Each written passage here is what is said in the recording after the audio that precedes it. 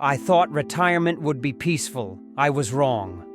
Open with raw emotional truth to spark immediate identification. I thought retirement meant freedom, peace, morning coffee with no rush, no noise. But no one warned me about the silence. No one warned me that peace can feel like being forgotten. Story: The Emotional Journey. Part 1. The Golden Dream. For over 4 decades, I lived a life ruled by alarm clocks. Early mornings, office deadlines, packed lunches, traffic, meetings that ran too long. But through it all, I held on to a beautiful image in my head: retirement. A golden time when I could finally just breathe. And when that day came, it felt like winning. I remember the first week. I slept in. I read the books I never had time for. I walked my neighborhood just for the sake of walking. I felt like I had found peace. But then, the silence arrived. Not the comforting kind, but the kind that echoes. The kind that makes you wonder, what now? Everyone talks about saving for retirement. No one talks about preparing for the identity crisis that might follow. Part 2, losing my compass. Without work, I lost my anchor. I had no reason to wake up at 6 a.m., no urgent emails, no deadlines. And honestly, no one really needed me anymore. At first, I told myself this is just an adjustment, but days blurred together. Sometimes, I couldn't even remember what day it was. I stopped shaving every morning. Meals became random. I'd stare out the window for hours, unsure if I was resting or just existing. My wife would ask if I wanted to visit the kids or go for a drive, and I'd just shrug, because when you're drifting, everything feels far. It wasn't depression in the dramatic sense. It was a slow erosion of meaning, quiet and dangerous. According to the Institute of Aging, over 1 in 3 retirees report symptoms of emotional emptiness, but few recognize it for what it truly is: grief over a lost identity. Part 3. The Wake-Up Call. One morning, I stayed in bed for nearly 3 hours. No plans, no purpose, just lying there, staring at the ceiling. Around noon, I dragged myself out just to buy coffee. At the store, the cashier didn't make eye contact. She just scanned my items and muttered, "Have a nice day." I stood there a moment too long, because for the first time in my life, I genuinely felt invisible. That night, I told my wife, "I don't know who I am anymore."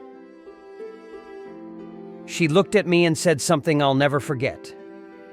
"Then maybe it's time to become someone new." That word reinvent hit me. I had thought my story was over. But maybe.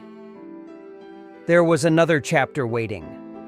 Lesson: what I learned and changed. Lesson 1. Purpose isn't tied to paychecks.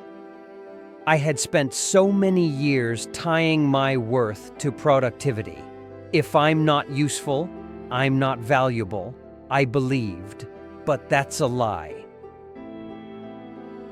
Purpose can look different in retirement, but it's no less real. I started small, volunteering twice a week at the library, helping other seniors learn to use email or their phones.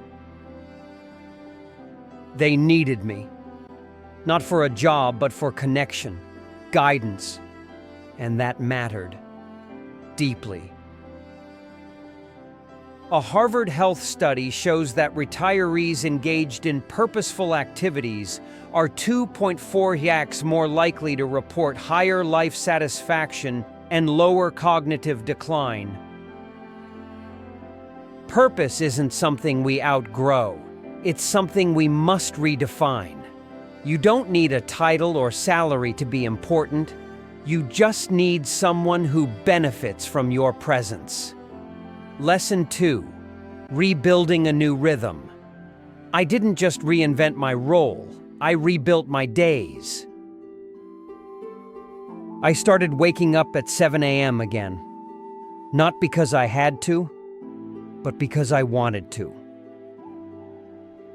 I made my bed, brewed real coffee, took 20-minute walks every morning. I made lunch plans, even if it was just peanut butter and a phone call. Slowly, the fog lifted. One tiny habit after another, my days found shape. According to a 2022 report by the American Journal of Geriatric Psychiatry, seniors who maintain daily routines experience 35% fewer symptoms of anxiety and depression. Routine isn't a trap. It's the structure our minds need to thrive. We think freedom means no schedule, but in reality, the right rhythm sets you free. Lesson 3. Connection is the true healer. Loneliness didn't hit me all at once. It crept in during silent afternoons and one-sided conversations. But healing came from something surprisingly simple: listening and being heard. I joined a storytelling group at our local senior center. Every Thursday, we gather and share bits of our lives, the joy, the grief, the ordinary moments that shaped us. I laughed more in that circle than I had in years. I cried too, and I wasn't alone. The National Institute on Aging reports that social engagement can reduce the risk of heart disease, cognitive decline, and early mortality. It's not just your body that needs exercise. Your soul does too, and conversation is the treadmill. It's not boredom that kills in retirement. It's isolation. If you've been nodding along, if something in your chest whispered, "That's me, I want you to know something." You're not broken, you're not lazy, and you are definitely not invisible. Retirement isn't the final chapter. It's the moment you get to decide what comes next. So start small. Call an old friend, take a walk, learn something, teach something, join a group, laugh, cry, dance if your knees let you. You still matter, and your story isn't over. You've just begun writing the part where you choose the ending. And if this video resonated with you, subscribe, because here, we talk about the real side of life after 60. The fears, the healing, the rediscovery. Let's create not just a peaceful retirement, but a powerful one. One that reminds the world we're still here, and we've still got a lot to give.